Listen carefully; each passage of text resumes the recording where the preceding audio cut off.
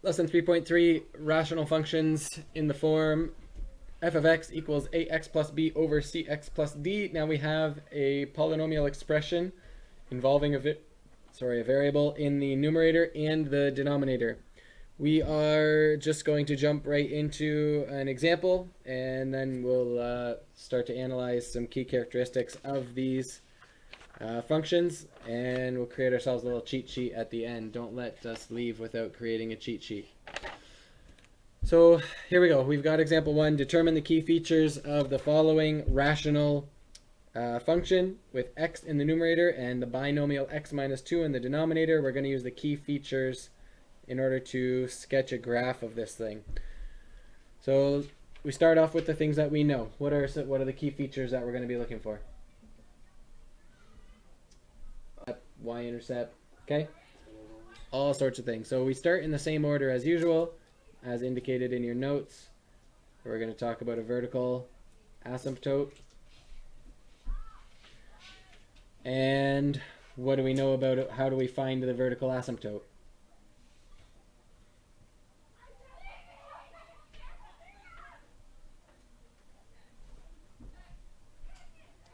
All right, we'll take a little note. For transformations on x.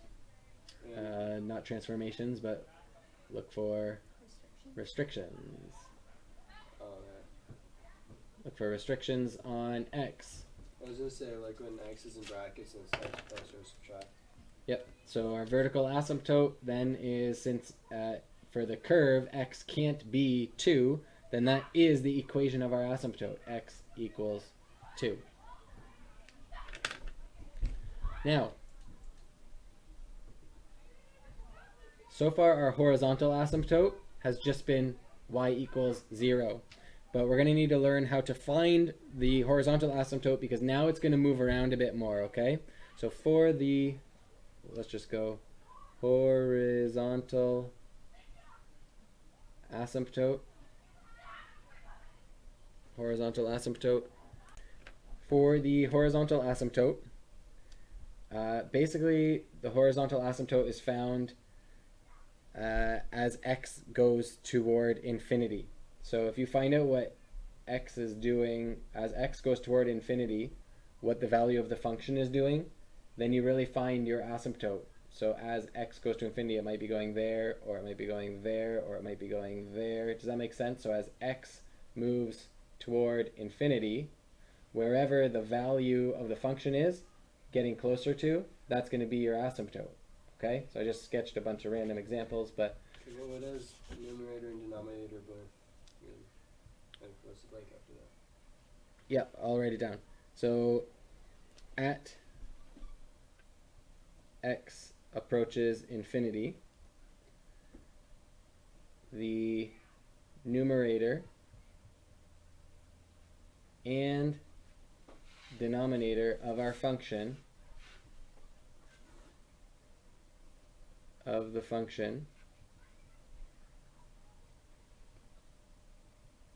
what happens? So what happens to the numerator and denominator as x gets bigger and bigger and bigger? If you subbed in bigger and bigger and bigger and bigger numbers for x, and the numerator goes to infinity and the denominator goes to infinity, what's infinity over infinity?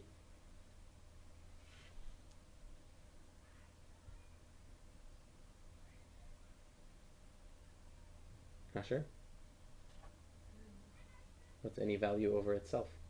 1. Okay, so let's talk that through.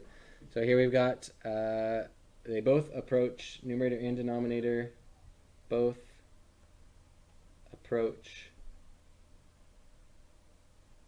infinity.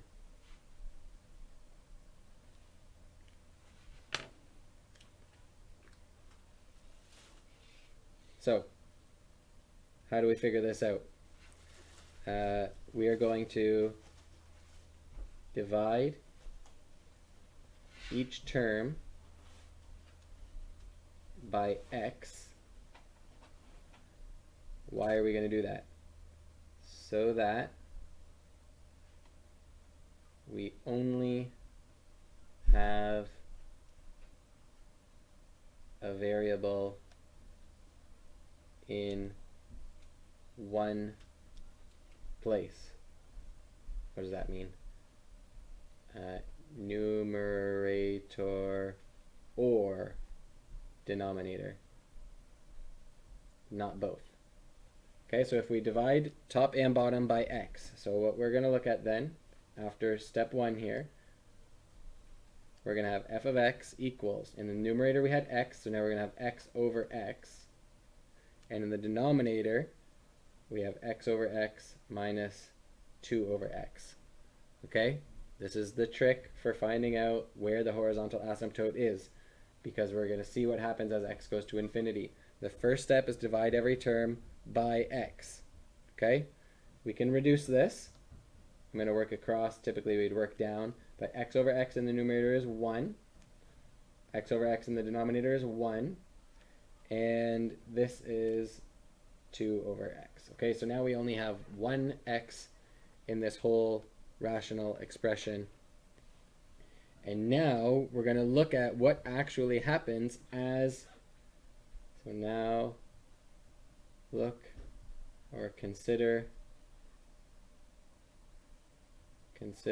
x approaches positive infinity. What happens? Well, this 2 over x, as x gets bigger and bigger and bigger and bigger and bigger, the value of 2 over x gets smaller and smaller and smaller and smaller and smaller and smaller. Yes? Can you conceptualize that? So take 1/2 and then 1/8. Well, 1/8, the 8 is bigger than the 2, but 1/8 is much smaller than 1/2. Okay? 1/100th, smaller yet. 1/1,000,000th, smaller yet. 1 over infinity, or 2 over infinity, this becomes pretty much 0. Okay? So what we end up with is f of x approaches, okay, because x is approaching positive infinity, f of x approaches 1 over 1 minus 0. So it's approaching, we'll just write 1. It's 1 over 1.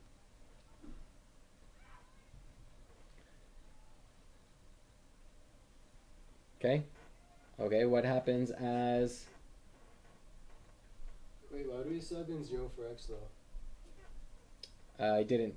This whole box, we subbed in 0 for x. Sorry, we subbed in infinity for x. We put infinity for x. 2 over infinity is essentially 0. It approaches 0. I see, okay. Yeah? So then that becomes negligible. It becomes approaches 1. It never ever will get to 1. Okay? That's why we sub out our equal sign for an approaching sign. It's never actually going to get to 0, this fraction, but it gets closer and closer and closer and closer and closer and closer to 0. I understand. So we're going to do the same thing as x approaches negative infinity. And the same concept applies. As x approaches negative infinity, this fraction is negative, but it gets closer and closer and closer and closer and closer to 0, which means that f of x is going to approach 1 over 1 minus 0, which means it's approaching 1. So whether you look all the way to the left or you will look all the way to the right, it's approaching but never reaching 1. So that tells us that, therefore, y equals 1 is the horizontal asymptote.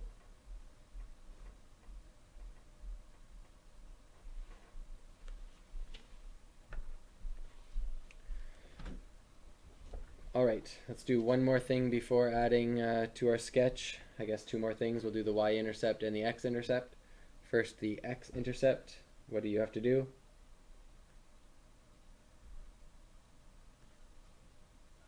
Let y equal 0, or f of x equals 0.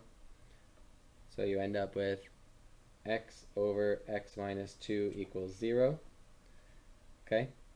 And through some algebra, you find out that, well, you don't even really need algebra. How do you make this thing equal 0? The only way it will ever equal 0 is if x is 0.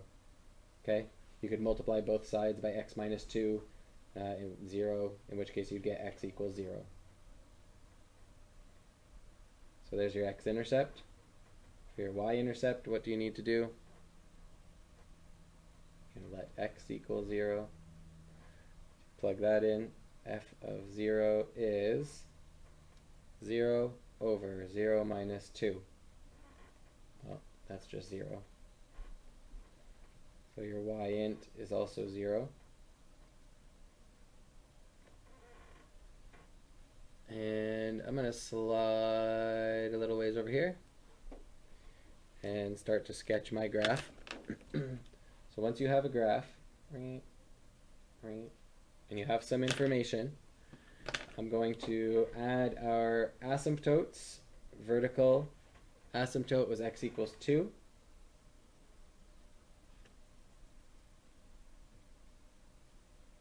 Okay. Horizontal asymptote is y equals 1.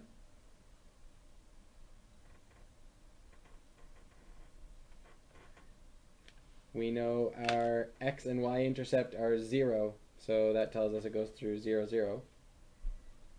And that actually tells us a lot about this rational function. Okay, we know that it's going to have a leg out in this area, and that we can pretty much figure out where the rest of it is going to be and what the rest of it is going to look like. But basically what you would need to do is go through the steps to determine where the slope is positive and where the slope is negative.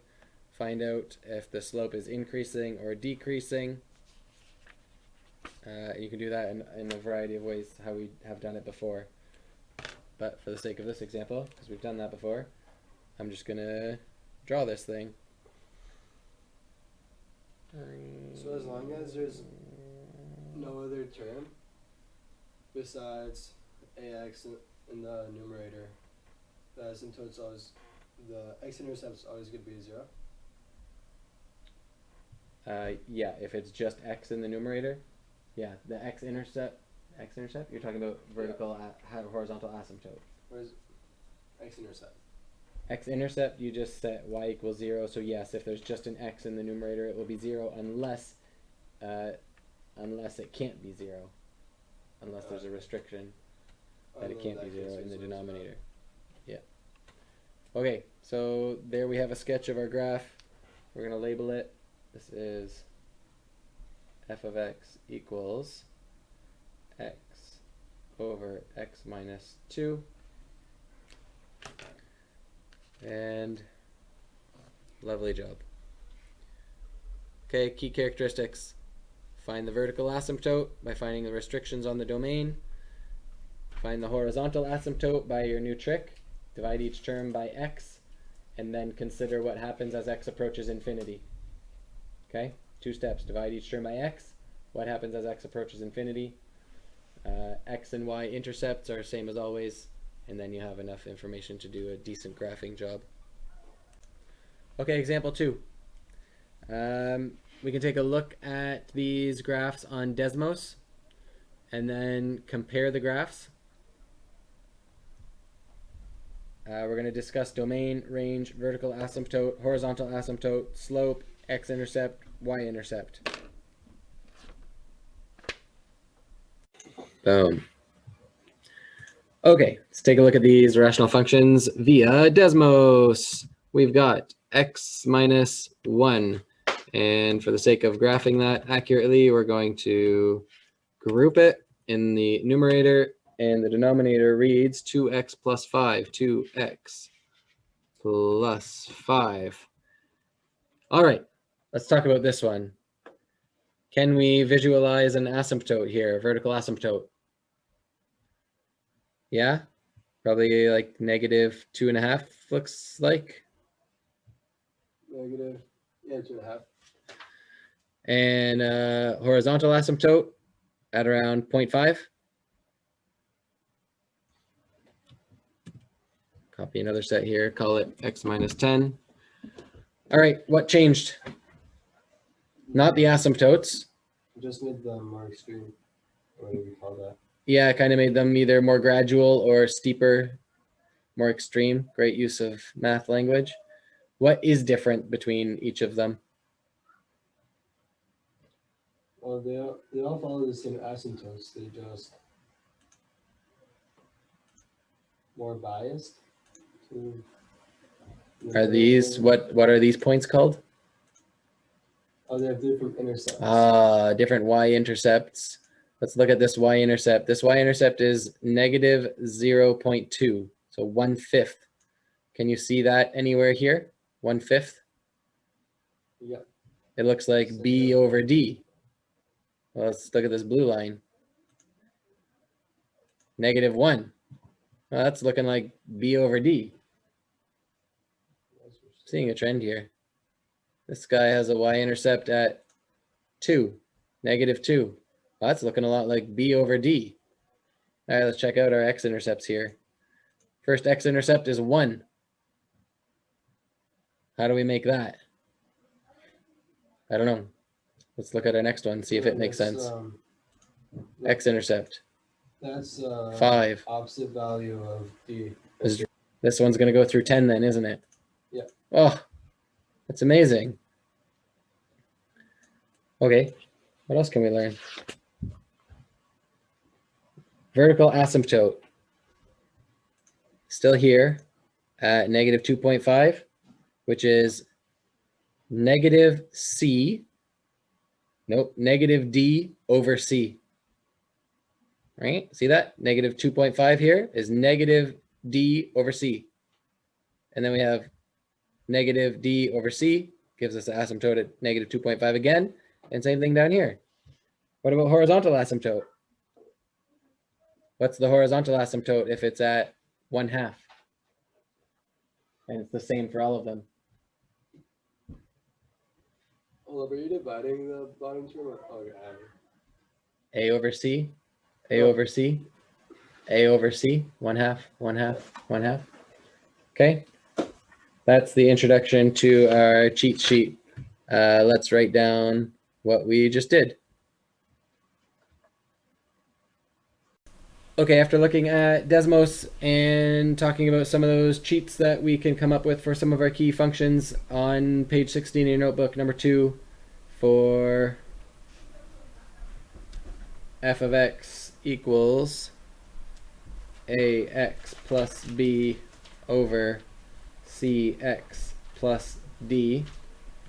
I was wrong when I told you that it was ax minus b. It's ax plus b. But at any rate, here's your cheats. Vertical asymptote. How do we find it? Well, the vertical asymptote, I'm going to explain it and then put the cheat right next to it. Okay, so here's the explanation. It happens where the denominator equals 0, right? So cx plus d equals 0. Well, for that to happen, you just subtract d from each side and divide both sides by c. You end up with x equals negative d over c. Okay, there's your cheat. For the horizontal asymptote, okay, we did that whole thing where you have ax plus b, but you divide every term by x over cx plus d, but you divide every term by x. And then if we reduce that and we see what happens as x approaches infinity, okay, these guys cancel out, you end up with just an a. As x goes to infinity, this term approaches 0. In cx over x, the x's cancel out and you're just left with c. And as x approaches infinity, d over x approaches 0. So what you're really left with here is a plus 0 over c plus 0, which simply equals a over c. Cheat number 2. For your x-intercept, well, typically you would make it's in the numerator, and it's wherever the numerator equals 0. So you have ax plus b equals 0. And so to find out what x has to be for your x-intercept, you subtract b from each side and divide by a. x equals negative b over a. The y-intercept, well, you would just set x equal to 0.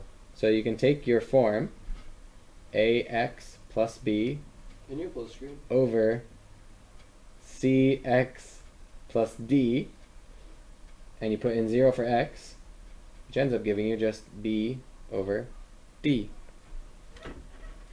Okay, so there are 4 cheats. If you know the 2 binomials, the one in the numerator and the one in the denominator, then you can get all of this key information just by memorizing these cheats. Okay, you should know how to get them as well, but in case of an emergency, you can memorize exactly how to get them. Can